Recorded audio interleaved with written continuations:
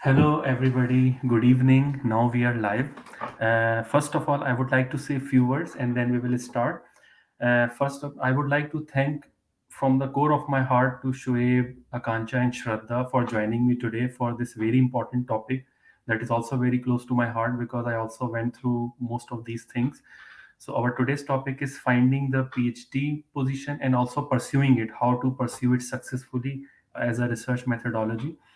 And before going deep or before starting discussion, I would like to have a very short overview or bio from ourselves. So let me start from myself, and maybe then Shraddha, you can pick up, and Shoaib, and then Akanksha.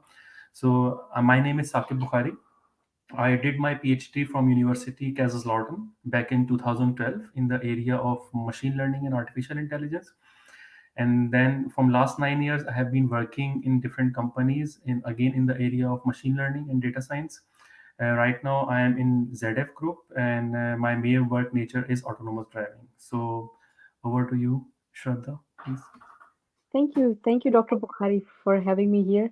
And my name is Shraddha Gupta, and currently I'm situated in Stuttgart, Germany. And my PhD is in the nature of industrial PhD. I am doing it in Robert Bosch Manufacturing Solution GmbH, and I'm also registered for my PhD in TU Kaiserslautern under Professor Lukovic. And my area of work is basically how can we do informed and explainable machine learning applications in manufacturing. More specific use case I'm dealing with is hot staking resistance welding. Also, I have done my master's from TU Kaiserslautern in computer science, and before that, I did my bachelor's in India. I came like around 5 years ago to Germany, and I'm looking forward to the discussion. Thank you. Mm, thank you. So, thanks, Saqib, for having me. It's indeed a pleasure to be a part of this discussion. So, my name is Shoaib. I'm a PhD student at TU Kaiserslautern and DFKI, advised by Professor Dengel, Andres Dengel. My main area of research is mainly towards understanding what deep learning models are doing, like especially their robustness against natural image degradations, against adversarial perturbations that you specifically compute. Then I also look at interpretability, their fairness, and then their privacy preservation nature. So these are the different major areas that I essentially look at. I've been working in the domain of deep learning for almost like 6 years now, and really excited to be a part of this group. Thank you. Akanksha, please. Thank you, Dr. Bukhari, for having me here and organizing this. So I'm Akansha. I'm doing my PhD from University of Freiburg, Switzerland, and I mainly work in the area of natural language processing. My PhD, the main focus of my PhD is detecting important events using social media. So in microposts and Twitter, and yeah. Okay. All topics are very nice and related to the current topic and wave of deep learning and natural language processing. Just one thing, Shraddha and Akanksha, please call me Saqib because this is an Okay. informal discussion. Thank you very much. So let me start with of course, this discussion is not all about going technical deep into the topic, but about the whole process of starting, searching, and doing PhD. So let me start with the very first interesting thing that when you guys have think about the PhD, either during your master studies or during applying for job in parallel with the PhD. So Akanksha, if you like to say something about this, when exactly you made up your mind? So for me, I made up my mind about doing PhD during my master thesis. I was working on a very interesting topic, and while I was working on that topic, I was going through the literature review and everything, and every time, I would have so many interesting ideas, and I would think to myself, oh, it would be so nice to work more deeply, have on these topics, and have more time. And I do not know how it happened, but after my master thesis, I was offered a PhD, and it was like, oh wow. I This is what I wanted, right? I wanted to work on and have the freedom to do research. So Mhm. basically, yeah, that's when I made up my mind. Okay, Shraddha, please. When this is interesting that when Akanksha went through the research work in the master thesis, then it's the time that ignited more thirst about the research. And Shraddha, for you? Yeah, actually, my case is also similar to Akansha. So basically, I never thought before, I think my master thesis, that I would ever do PhD. I thought it's too much, and I don't think so I can handle that much of commitment and time. But then during my master thesis as well, I did my thesis in Bosch, same department where I'm doing my PhD. So I like the environment, I like the work. I kind of also felt that the area I'm working, that is right now, like, it's a lot of work in this area which needs to be done. It's not too theoretical, I would say, but I would say the practical part of it and the scope it can achieve success, I would able to kind of decide my area of, like, I would go for PhD in that time. And in that moment I was also looking for jobs, honestly. And then I saw, if I would like to go for big positions or for senior position or something like in data scientist, they were also requiring PhD as their Very one of important. the yeah, requirement. So then I thought, why not? Then my good thing was that I was also offered the PhD from the same department, and then yeah, I went on with that. So that's how I Very- decided. Thank you. Very interesting things. And Shoaib, for you? Okay, I have a rather different journey in this regard. When I was in my bachelor's, I usually, like, for example, people in computer science, when I did my bachelor's in Pakistan, I actually, after the second year, I realized that I wanted to do something more rather than just programming. I wanted to use my skills in a more fundamental way. So then there was Professor Andrew Yang's course on Coursera on machine learning. I took that course, and then I realized maybe that's the field that I would like to really progress on. And at that point, I was like, I completely decided that I wanted to do a PhD because I really wanted to conduct research, and this is something that I'd like to take forward. And my journey from that point, like, I joined the AI lab, and then I did internships, and then I enrolled in the master's program, then the PhD program. So it was all predefined by me that I wanted to achieve this goal. I wanted to go to academia or to go into core research, and then, so this is a bit different as compared to others. So I had this pre-decided for me. Okay, that's also very nice. Before moving toward the next section of our discussion, how to search for a PhD positions in Germany or Switzerland, for example, Akanksha, for you, I would like to ask one more question regarding making up the mind. I have seen two practices here in Germany, at least. Sometimes people start PhD directly after masters, and sometimes people go to industry, they do job for few years and then come back. Even in my group when I was in DFKI, I have such examples. If you, any of you, have any such experience through your colleagues, or have you talked about this, that either there are some pros and cons of directly starting PhD after masters, or other way around, after doing some job and then to start the PhD. Is there any comment from any of you, or because it's a very typical special question, but I would like to just ask. Okay, should I weigh in? Yes, please. I think it differs from person to person. But as far as I've discussed with different people, especially in Silicon Valley, like, a lot Mhm. of people believe that most of the people directly get enrolled into a PhD program.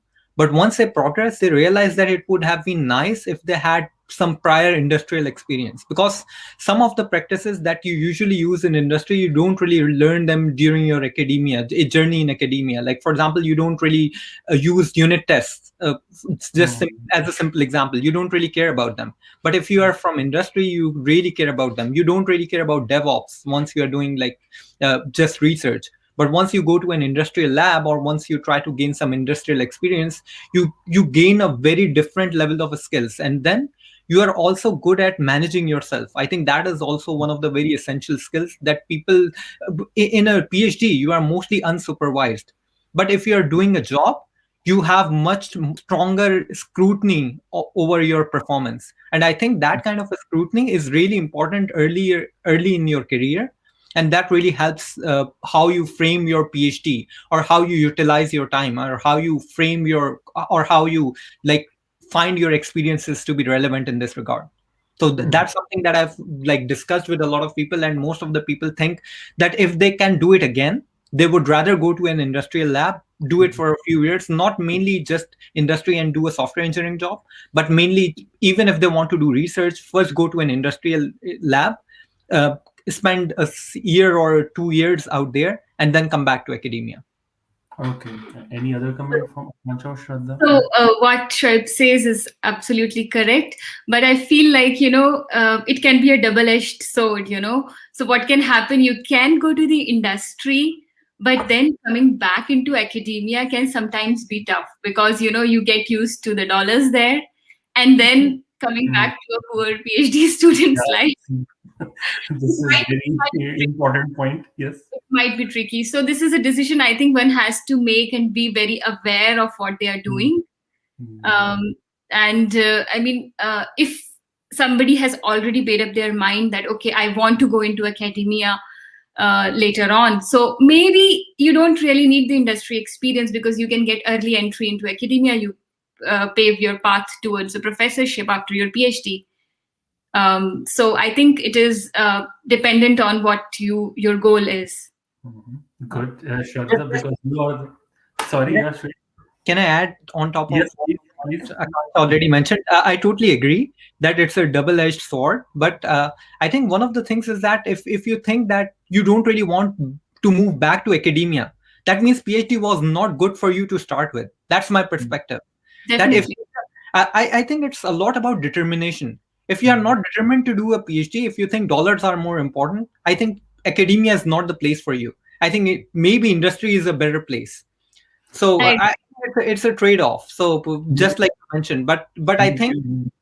like people first have to think whether they really want to do it or not, because it's a lot of Okay. like you need a lot of consistency, you need Mhm. persistence to achieve this. Like Mhm. many of the times you are just simply lost in what you're Okay. trying to do. Yes, And I yes, think you are right. that's why the only thing that takes you forward is your motivation and your persistence to achieve your PhD or something like that.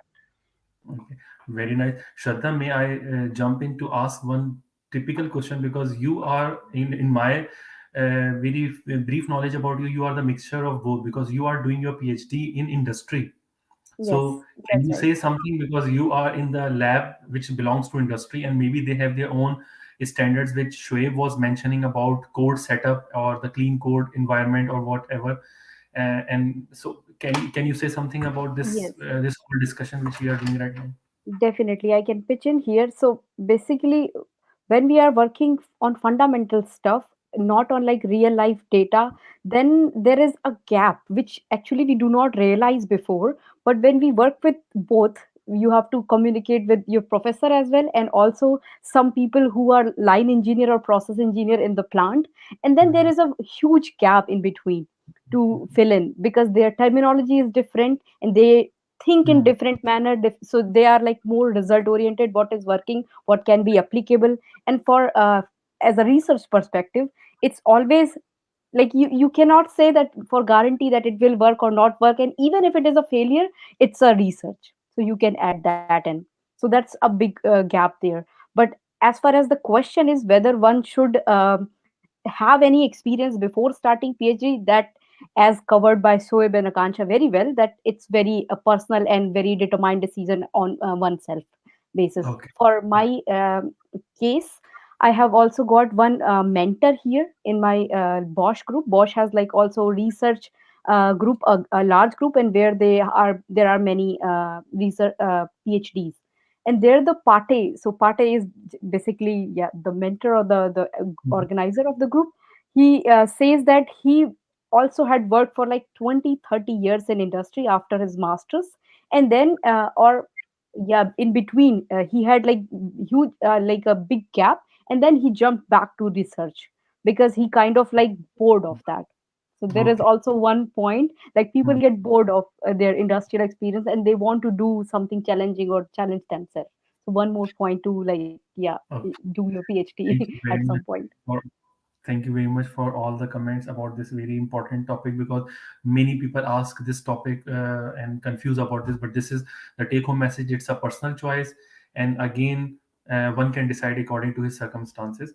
Let me, Akanksha, ask you one question regarding searching of the PhD position. I don't know whether you were so lucky that you directly got the PhD offer, or are you aware of, or are you also using some platform for searching the PhD positions in Europe because you ended up in doing PhD in Switzerland? Yes. So, one thing that I would recommend to students regarding this is to stay in close proximity, or if you have, collaborated with research group, so that really helps. So I had worked closely with few professors, so that I think was an advantage. Mhm. Apart from that, yes, the all the research works that I would read, I would always pay close attention to the research groups from where this work is coming, and maybe explore a little bit more into that. Maybe follow those people on Twitter or LinkedIn, and like, of course, like there are no secret uh, positions that get advertised, right? We all know there are common groups where there are common places where the positions are posted, but a lot of positions also do not get even advertised. Mhm. So it is important to, if you know what you want to do, to stay in close contact somehow Okay. with. So that would be, I think, my suggestion. And what is the way of being in close? For example, if you are working on some collaborative project during your masters, maybe then you have a chance to be in a close proximity with the consortium. Yes, and You also are not- research works that I was reading, I would always pay close attention to the groups from where it is coming in Europe. Okay. So I knew, okay, there is this university, okay, ETH is doing some work here, and maybe actually during if I find something interesting, I write to the professors, sometimes to their PhD students, and Mhm. I think this is more important. Proactivity in Humble. researching. Okay. You were proactive at the moment. Okay. And Shoaib, what's your opinion? And maybe if you can also add, because if you know any experience, people are from Asia, let's say from Pakistan or India, if they have not chance to complete their masters here in Germany, but even then, if they like to pursue PhD, for example, my case, I did my masters from Pakistan, and I come through DARDE scholarship. This is one of the platform, but please shed some light on these issues. Mhm. Okay, I think just like Akanksha mentioned, you have to be a bit proactive. Like I Mhm. think there are nice. I'm not sure if a lot of people know, but there's a machine learning mailing list on Google. Like I think that is very active, and a lot of professors actually post their PhD positions out there, especially in Europe. So I Mhm. think it's something that you should definitely look forward to. And regarding and of course, if you're, I think, emailing professors, that usually always works. People usually think that professors don't read their emails, but I think that's a very common misconception. Mhm. Professors always read your emails. Whether he decides to reply to it or not, that's their own decision. And I Mhm. think, like, if you put in a touch of personalization, like if you have read their work, just like Akanksha mentioned, and you put in a few points regarding whether you have read their work and whether you liked it or not, if you spend some time writing that particular email, most likely you'll get a reply. But if you throw in a very generic email, they'll discard it at the very first instance. So I think this is something you Mhm. should be very careful about. Never ever to send generic emails, because anyone can flag them. Like I can Mhm. immediately identify whether the email is personalized or whether it's a generic template that you just change the name and then send it to 1,000 different people. So Mhm. personalization and mentioning their research and why you are interested in that particular topic is extremely important. So maybe you should just target a few professors rather than mailing 1,000 ones, but write really good emails that actually indicates that you are really interested in their group. And as you asked about, like, for example, if you are have a degree from Pakistan or something like that, or India, it for especially at TU Kaiserslautern, like they do allow if you have cross domain experience. For example, if you did your engineering in electrical engineering, for example, and now you'd like to pursue a PhD in computer science, what they'll allow that, but then you'll have to complete a preset of prerequisite courses. So for example, there are some fundamental courses that you have to complete, especially for example machine learning. Then you have to complete some basic courses. So this is the decision of the committee which courses they deem to be most relevant and most important ones, and then they'll hand out a list to you. So a lot of my colleagues, they're actually not computer science background, they're from electrical engineering or telecommunications engineering, and then they complete those prerequisite courses like within the first 1 or 2 semesters. Okay. And once Mhm. once they complete those prerequisite courses, they officially transition into a PhD student. Hope that answers your question. Yes, yes, definitely. And I will summarize at the end. These are the very important point about proactivity, about personalization of the email, which is also very important point that you highlight. And for you, Shraddha, because you also you are doing PhD from industry. So how you pursued, or do you have any recommendation that how one can search for the Mhm. PhD positions? Mhm. I would say applying for industrial PhD is actually very similar to applying for a job. Mhm. You get all kind of industrial positions in their platform, and then what I did basically in I just looked on their, like, such as like, I was determined from the beginning to do a industrial PhD, so I was only looking for these company portals for their job position, for PhD position. SAP also provides such that. So I was, you just have to maybe make your, when you are making your cover letter, that time you have to emphasize it, that why do you like, you also have like research initiation or persuasion inside you, that not only getting the results. So there you can make a difference by that. So for Mhm. applying for industrial PhD is absolutely almost same as the job, I Same would like a say. job application. Yes.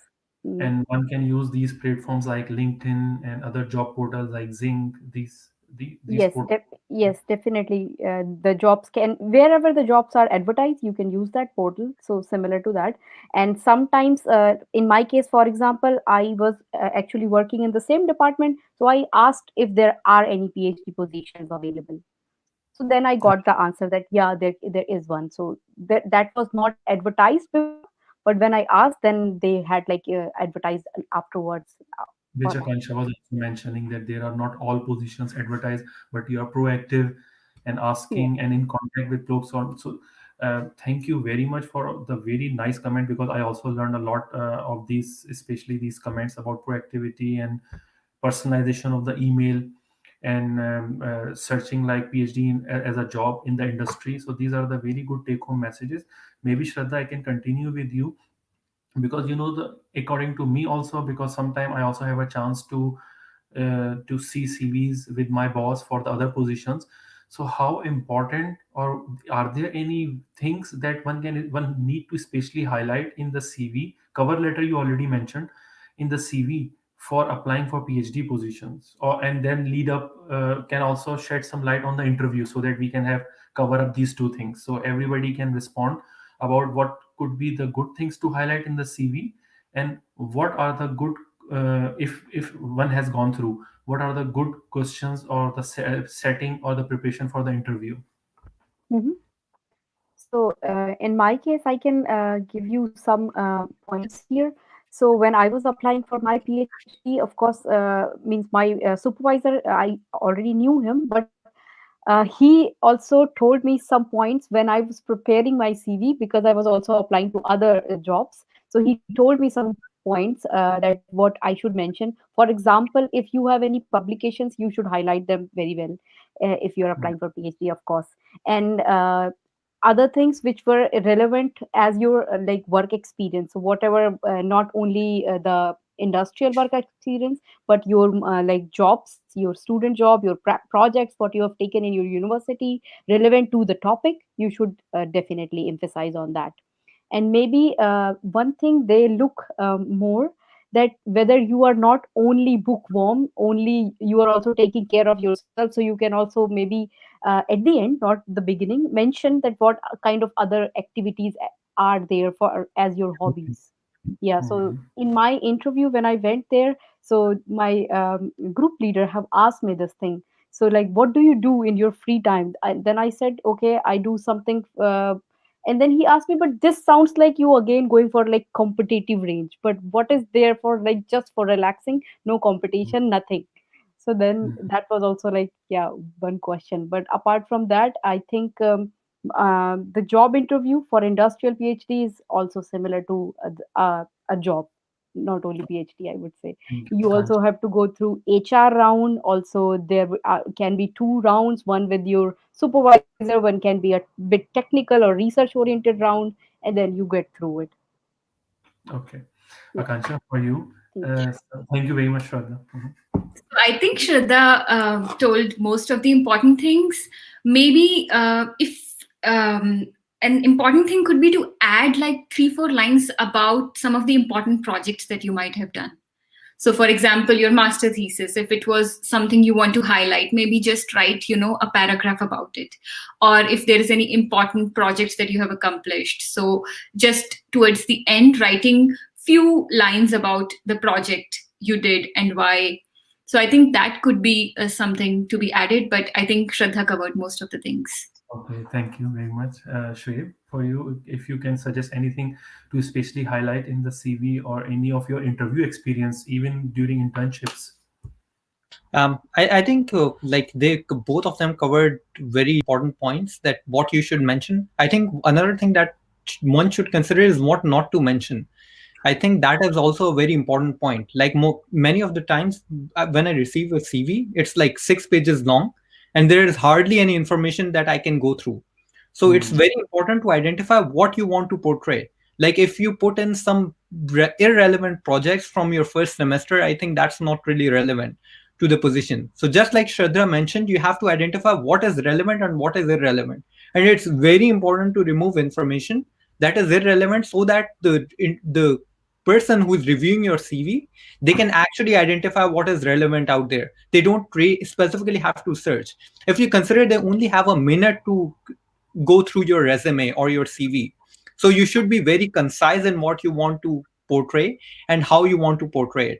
And regarding the interview experience, I think usually it's it's depends a lot on luck, but I think one thing that I personally find to be extremely interesting is that you should, once you get the name of your interviewer, you should definitely do some background search.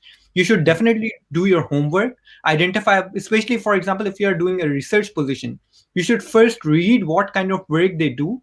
And even if you don't get to mention that during your interview, you can mention it at the end, that I've went through this work of yours and found it to be really interesting. Or usually the interviewer is always asking questions that are within their area of expertise. So you always find that it is very helpful once you read their papers. You already know what kind of answers they are actually expecting. And if you are very targeted in that regard, I think that results in high success rate for interviews, for technical interviews, especially in research. Okay, great. I All think these. that was one point that I found to be extremely useful during my interviews for internship. Okay, that's really nice take-home messages for those who are looking for such preparation for the interviews. Now, maybe for Akanksha, I would like to jump in to the phase where we have, let's say, already started the PhD. And as if I'm not wrong, you all of them has already passed through the first year of your PhD. Am I right? Are you? Yes. Can I say okay? So would like to highlight some things during the first year or even the very first months of the PhD. So what do you, Akanksha, think that how much detail would be sufficient to have from your supervisor or from your interviewer to make up your mind that, oh, this is the area where I would like to go, and and to decide? Because in the beginning, according to my personal experience, maybe you guys have a little different experience, it is very hard to make a complete roadmap for the next 3-4 years. But sometimes people ask me this specific question on personal level, that can you please tell us, if this letter we have received and this is the description of our PhD, is it enough sufficient that we can opt for this job offer or PhD offer? So can you please highlight something about this? So basically, the offer is there, and now the question is to decide Yes. how much detail do I. Mhm. So I would honestly not have too much expectation from what is told at this stage. So maybe just an idea about the field, but hardly anybody I know knew exactly in the beginning what their PhD was about to be. So I think here there are few things that one has to uh, look at. So for example, I would be more interested to look at the project that is funding me and how my research will be associated with the funding, because sometimes research can be independent of the funding, so I can basically have all the freedom that I want to do any research. In that case it will not matter. But if my research will be dependent on the funding, then maybe it is something more for me to look at. Okay. And I would expect maybe to have a broad idea. So, for example, yes, I am in the area of machine learning, or I want to do NLP or images, and then I don't want to end up doing something entirely different. But I would not have too much of uh, specific expectations at this point. Important question for me would be at this point to ask, how many years have other candidates in the same group finished their PhD before? Very. How long is my funding? Um, and overall, I would like to keep an open mind at this stage about things in advance, because it can lead to a lot of dejection. This is very important point, and I would like to know your feedbacks, because this is also my opinion that too much asking the detail, maybe it's difficult for even the supervisor or the person who will be doing PhD with you to tell you at this point of say. Anyways, but Shraddha, what is your comment on that? Thank you very much, Akansha. This is exactly also my opinion as well. Well, I would say finding a topic and direction is extremely important for industrial PhD from the beginning. Why? Because at least in Germany, you have only 3 years contract with the Mhm. company, so Yes. you cannot extend that. They tell you that in rare cases this happens, that there would be any extension or something. So I would say if we are going to start our industrial PhD from our supervisor, we need to make sure what at least they want to end achieve, what is like beneficial for their industrial point of view to achieve, what kind Mhm. of question they would like to have answer from research. This should be bit clear from the beginning, I would say. And also your source of information, such as resources where you're getting your data, and which plant is involved with that, or is there any good contacts who could provide you information. So that needs to be clarified in the beginning, but of Okay. course this is not always the case. And Mhm. if that's not possible, then it's getting bit difficult because you have time bit less as compared to academic PhD. So then yeah, you have to might end up having at the end too much work. I totally agree with you, Shraddha, on that as well. Because for last 2 years, I am working in industry. Before that, I was mainly in the research groups and university. And the two world regarding PhD are little different. I can share both the opinions. What Akanksha was saying, I totally agree with her as well. Mainly regarding the research groups and academic, and regarding the industry, according to my experience, they also have little more knowledge or little more roadmap type of structure that what they are exactly looking for, and that's That's why they have planned it for maximum 3 years, not like 4 to 5 years, which is a normal time period in universities or research group. Thank you. And now Shweb, please. Mhm. Okay, I think a bit I would like to like provide a bit of a different perspective. I think it is always nice to have these roadmaps or something, but I personally find that these roadmaps, especially if you are doing research in a fundamental topic, I think they're pretty useless, to be honest. That's because you never get an idea. You can never lay out what exactly you will be doing, because if you already knew what can work and what will work, that means you are already doing software engineering. It's not research. So usually if you are doing very fundamental research, it is very hard to predict the outcomes, and it is very hard to predict like you can have a vague idea of the direction that you'll be taking, but it's very hard to exactly identify what will be your checkpoints and what will be the roadmap. I think you'll be adapting most of the time. So you'll start with one thing, then after 6 months you'll realize these goals are not realistic. You'll adjust a bit based on what your current perception is, and then you keep adjusting this trajectory based on your experiences, and ultimately once you think you have enough work, you finish. That's usually like, in contrast to of course industrial PhD, where there are very specific checkpoints. In academia, where you are doing fundamental research, I think this is a big contrast as compared to industry. And I think one of the things that you should always keep in mind is that you have to trust your advisor a lot, and you have to Mhm. trust your group a lot.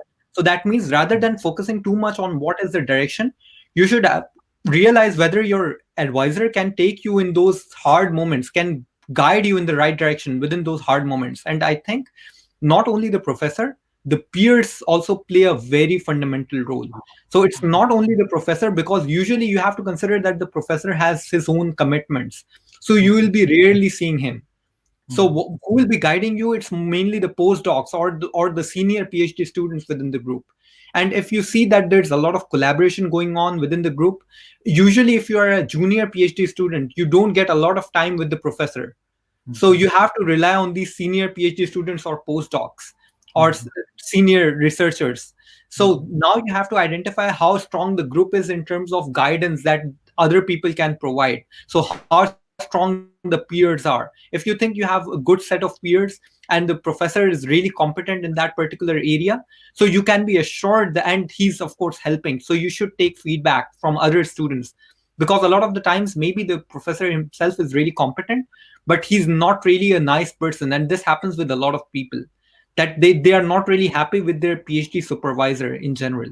So I think it is very important to do your background check, to talk with the peers from the lab itself, to identify whether you can spend 4 years of your life within that particular room. And I think these are some of the important points that one should take care of. So all these perspectives are really, really important in their respective fields, which we have just heard from Akanksha.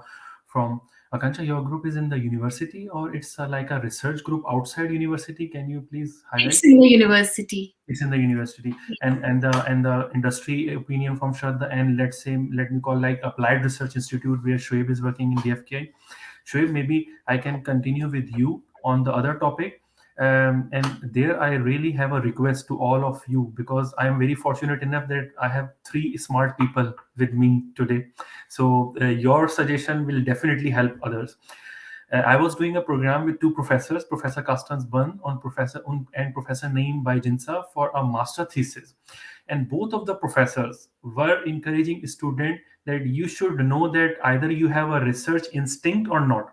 And during this interview, many people were asking the question to me on chat, which I couldn't able to directly ask the seniors professors. How, sir, Saqib, we can find that do we have a research instinct or not? So this question plus my another comment that how you can pursue your research smoothly and successfully. So first of all, Shoaib, please highlight how one can identify that whether he or she has a research instinct. For example, Akanksha already highlighted one point during master thesis. Second, please also highlight what is for you or for Akanksha and for Shraddha the success of doing PhD, or successfully proceeding in the PhD. Okay, so I think this is a very important question, and I think a very difficult question to answer, to be honest. Like, how do you identify? Many of the people, even after finishing their PhD, they are still not sure of this point. So I think this is a very difficult question to answer. But as far as I think the PhD, actually, you have to identify whether you have research interest or whether you have research aptitude.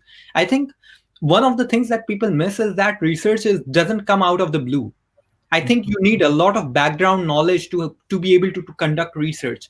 And people think that there is some way out and you can just sit on a chair and then develop new ideas. It doesn't work like that. The problem is that people directly try to jump and then try to see, okay, whether I know something, whether I can do research. The main part of research is your background. I think the more you study, you can definitely see connections, regardless of whether you are interested. So I think a more fundamental question to ask is whether you can tolerate reading a lot of papers. If you can read those papers, if you can develop the background knowledge, you'll naturally see all those connections. And I think that is all research is about. If you know the background, if you know what people did and how naturally the field progressed, if you start from the fundamentals, you will naturally see those connections. Okay, what was the shortcoming of the previous paper? How the new paper addressed that? And then you keep on reading them, and ultimately you understand. And like a lot of people, I think initially there are tricks to how to skim a paper. And a lot of people actually try to do that, especially if they're like new to this field. And I think, like, I personally think that it's not such an intelligent idea after all. If you are a very senior researcher, if you know what you're talking about, I think it's a good idea to just skim through the method, to skim through the results, and then understand the quality of the paper. But if you're understanding, or if you are just starting as a new student, I don't think you have the expertise to actually judge the quality of a paper, or Mhm. to I think it's very important to go through the story, how people portray the idea, how they pitched in the idea. I think all of this is very important. So I would recommend, the more you can read, I think you will naturally see those connections. And Okay, very important point. Yes. Mhm. I think that is the most fundamental part. Yeah, if you are reading a lot, if you know a lot of papers and still you can't see any connections, then maybe I can say that you might not be fit for research. But Mhm. without this strong background knowledge, I don't think it's like there's any other check that you can do. Because Okay. most of the time, what I see is that in academia, most of the professors are not the most intelligent people, but they are the most knowledgeable people. I think that is Okay. like Mhm. a very important point. This is very good point, Akanksha. Thank you very much, Shoaib. The take-home message I have already noted down, but I summarize at the end. Yes, Akanksha, please. Yes, so I really like the statement that they are the most more knowledgeable people. So that's true. I would not think so much about, oh, if I have a research instinct or not. I think it's automatically you see it. It's like a self filter mechanism. If you don't have it, you will know it, and Mhm. you would not want to go through those research papers. And I would say that yes, you have to read a lot, you have to see those connections. And one thing to see there is that, do I enjoy doing that? Very And good, very once important point. you're enjoying this process, you have the research instinct. There is not too much to think about it. Mhm. Okay, thank you, Shraddha, please. Actually, I would say I am learning a lot from both of them right now. Means I just like touched 1 year, just couple of like 1 2 months ago, and I'm still like finding my research instincts. Mhm. As you said, yeah, I was also not like I when I started my work, I literally googled how to research. Okay. So it's not necessary that in the beginning you will know everything, but on the Mhm. way when you go forward, you will figure it out how to do that. Means if you have certain common sense that how to go ahead with anything, then you can also figure out this thing as well. I kind of think so, and I hope so. Okay, so let me summarize it. Because I found a very good complete package of this answer. Believe me.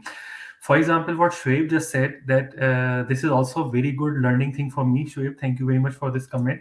That if you like reading papers and making connection out of it, and you think that you are loving it, then this is automatically that you are on the track of research. And the second thing, what I also like, a very important point from Akanksha also, that whether you are enjoying it or not, because it's not like other type of work.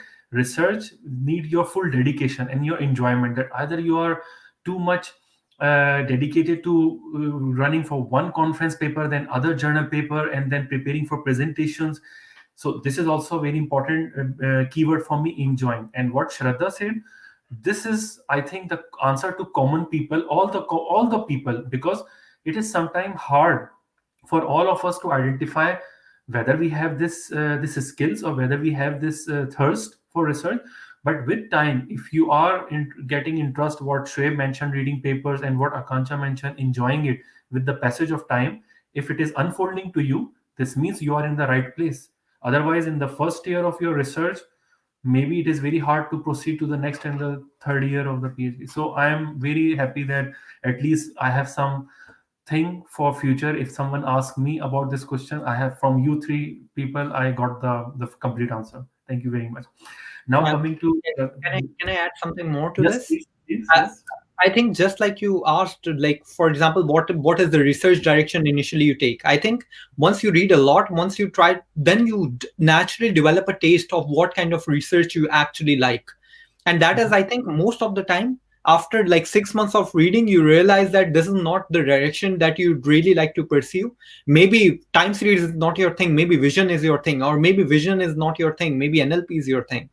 I think Mhm. these kind of connections you only see, or these kind of taste for research you only develop after you read a lot, and then you understand whether you are a theory person, whether you are an empirical person. All of these things you realize after you read, after you explore the field a lot. So I think rather than focusing too much on what is the end goal, I think it's the journey that is important, and that's what PhD is about. It's about persistence. Okay, thank you very much. So let maybe I ask this question to Shraddha, to you, if you could answer, please.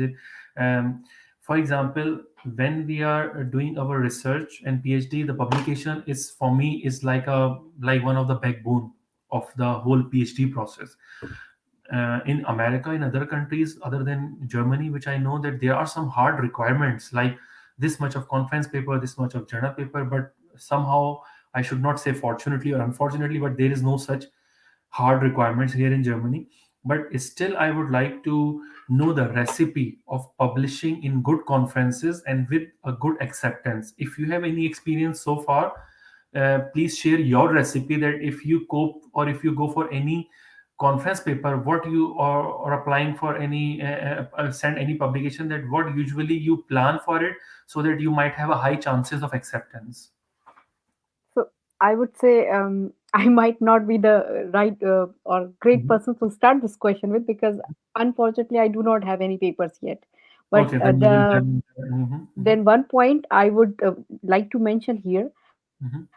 that when there is a industrial and also academic way of what is the requirement for your PhD in industry, Mhm. from my company there is no such hard rule that you have to have published, or you like there like for your degree there is this must requirement, but this comes from professor generally. So Mhm. my professor gives me this guideline whether or how many papers he's expecting. So like in general, everybody or every professor expects like 2 to 3 paper at least in good conferences are Mhm. published. So then your, yeah, the end decision would be coming from your professor. But Okay, thank you. how to pursue for the paper, maybe others can give better input on No, that. we will learn from them also. Akanksha, can you please highlight your recipe when you go for any paper, that there is 99% chance that it will be accepted? Uh, so, in the first year of PhD, I think this is not a very good question to think about. I Mhm. think in the first year, one should focus more on doing their background work, seeing how people write, seeing what is the state of the art in the field. And Mhm. after that, once you read all those papers and you start making those connections, eventually you come up with ideas. Mhm. One important thing in this respect for me has been attending courses on scientific writing, because Mhm. eventually we all have to do that. And either you will learn it yourself or your reviewers will teach you. Mhm. Mhm. Okay. So this means the strong writing is also a very important or most important ingredient of a paper. Definitely, because scientific writing is very different than what we do before our masters. So we read a lot and we write a lot, but scientific writing has a different style of its own. So I Mhm. think attending few courses in that domain could be something good. Or if you don't find courses, you can read books or something. And apart from that, if you have done good background work, and you know what you want to do, you have done enough research work, you write the paper well. uh, a good paper should usually take about 6 7 months, sometimes a year also, in a premier conference, for example, any premier AI conferences these days. I think that is more or less the Okay. Okay. secret sauce, nothing. Yeah, more. Thank you very much. These are important points, Shoaib. What about you? Okay, I totally agree with Shraddha that actually the requirement for the number of papers is actually forwarded by the professor rather than the university. So most of the time, like if the professor is thinks that you're ready to defend your PhD, I think that's the right time. So it's more towards the professor rather than I think the university requirements. And same is the case with the US, because I work with a lot of people in the US, and most of the time they just ask about the permission from their professor whether he thinks that the work that they have done is enough to defend their PhD or not. And once he's happy, I think this is the same with Germany. As far as the research papers is concerned, I think this is a very tricky question. That how to maximize your chances of getting a paper accepted.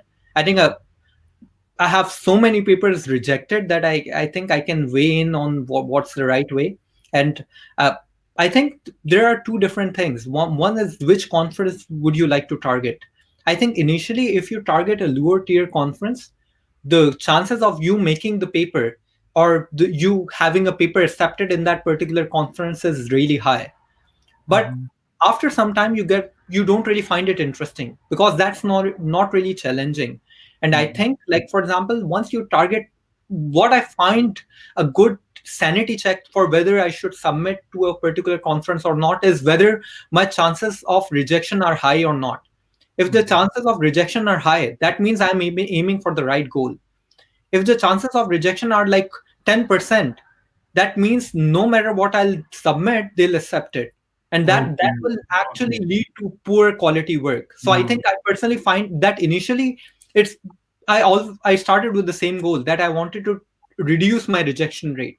But right now I am at a point where I want to target conferences which actually maximize my rejection rate, because those rejections make you learn a lot. Exactly. This is And also a one very other thing important. is not. Yeah, and one other point is actually not just the scientific writing. Each conference has a writing style.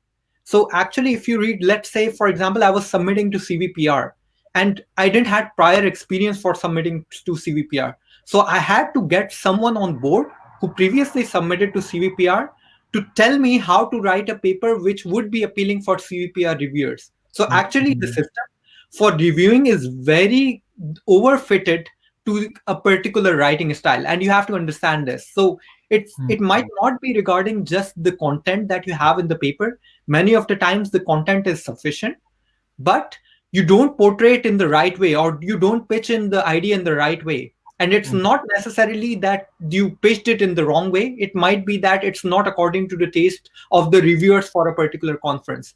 So you have to first read a lot of papers for that particular conference to understand the taste of reviewers and how people usually write those kind of papers. For example, if you look at ICML, they have a very particular taste of papers. If you look at CVPR, they have a very particular taste of papers. So you can actually identify which conference the paper came from, even if you don't know it, based on just how the paper is written. So that means there's a very strong alignment between how you write a paper and the conference that you're targeting. So you should definitely do your background search on that. I guess this And whole, to please. add to this, so that people don't get dejected with conferences having 20% acceptance rate and all, it is always important to have this realization that the process is also stochastic at some level. Mhm. So, it's not like your paper is bad if it didn't get accepted. It could be several other reasons that led to that. So, keep trying, keep Mhm. incorporating the comments from the reviewers, make it better, second version. So that's also one thing to keep in mind. Mhm. Please I give think me. just, Mhm. Yes, sure, can I add please. something on top of it? Yes, yes, yes, yeah. So I think you should consider both sides. So like it's said that you shouldn't the reviewers should consider that the authors are not stupid, and the authors should consider that the reviewers are not stupid. So Okay. many of the times I totally agree that there are Mhm. some like strange comments, but many of the times if you just try to think from the reviewers perspective, many of those comments are actually indicating towards a more fundamental problem. Like for example, I had a recently rejected paper which was very strong in content, but it was rejected. And then once we analyzed, we actually realized that the way we pitched in, the reviewers got a totally different idea from what we were trying to portray. And then Mhm. we actually rewrote the complete paper from ground up, realizing that problem, and that actually improved the writing of the paper a lot, although the content is exactly same, but now the paper is in a completely different form. So I think this is very important point to realize, that if you Mhm. just put on the hat of a reviewer and then you try to understand their comments actually, against just trying to defy them that no, my work is good, you might realize a more fundamental problem in your work and something that you should improve in general. Let me give you the compliment that this whole discussion about this paper setup is really useful, not only maybe for the audience, but also for me.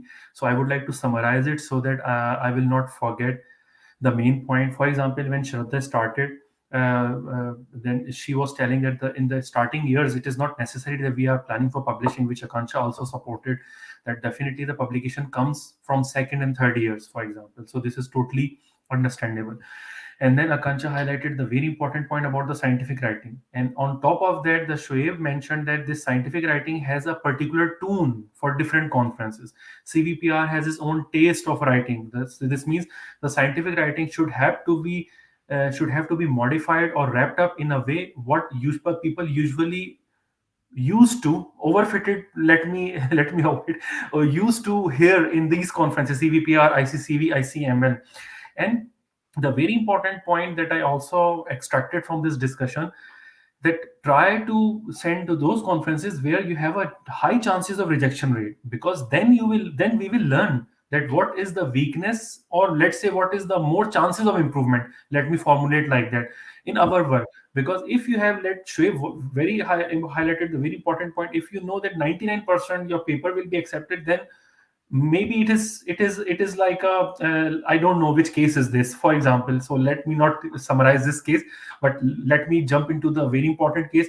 If you have a rejection where you have very few percentage chances of acceptance, I think there is a very big room of learning from the comments. And I like the whole wrap up of this discussion. So this leads me to my last questions to all of you, and this might be tricky for all of you. Let me tell you before, what are your plans, or what are you expecting after your PhD, at least that what would you pursue? Because I know it is hard. One cannot plan everything ahead, but at least you have something in mind. And this may help also the audience to think that when they go for PhD, that what are they expecting after PhD? Because we have three examples here. So Akanksha, can you please start? So I asked this question from myself. So like in my second year of PhD, I started asking what do I want to do after it. And I think I am more inclined to join industry now rather than academia, because especially in the field of AI, now there are so many nice research openings also in industry.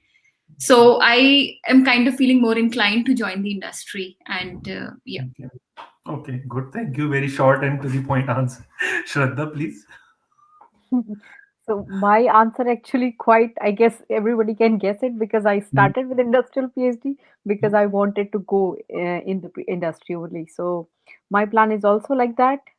But I am very, very, very, I would say, uh, my goal is that whatever I'm doing right now, I get a like good command on that so that I can use it very well when I'm going to Okay. industry. Very good. In no matter what kind of work or what kind of projects are there, but that approach which I learned during this process, I just want to utilize it at best. Yeah. Very good. Thank you, Shoaib.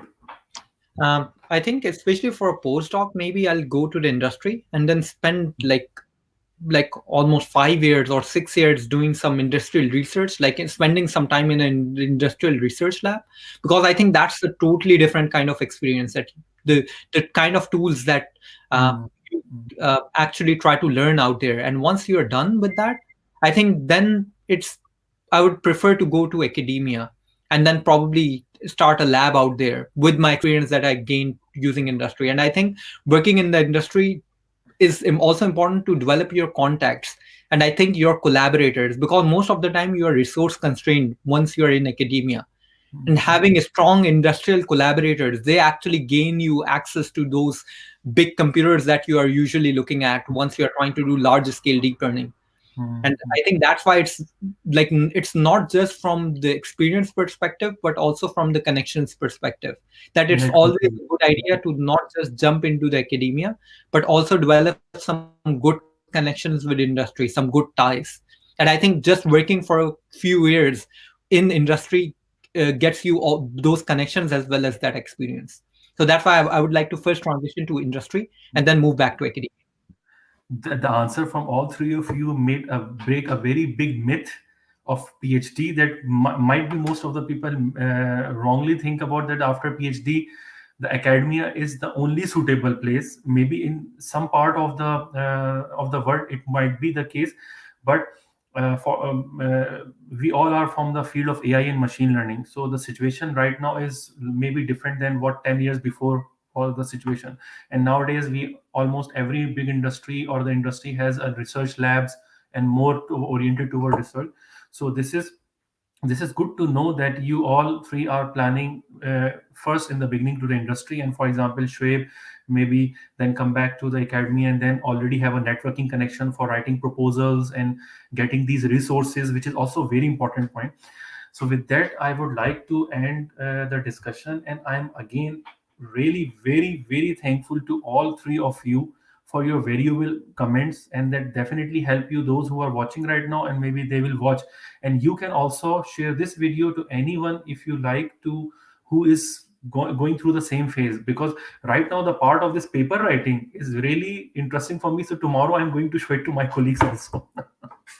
So that you can now imagine that how wealthy I am for having this discussion with you. Thank you very much from my side. Thank you so much. Thank you so Thank much. you. Have a Thank nice evening. you. for Thank having you. us. And I Bye. think this is a really great initiative. So Yes. thumbs up for Thank you that. very much. Thank you. I Thank you. agree. I learned a lot as well. Thank you. Okay. Bye. Okay. Thank you very much. Wish you good luck, all Bye. of you. Okay. Thank you Thank you. so much. See you.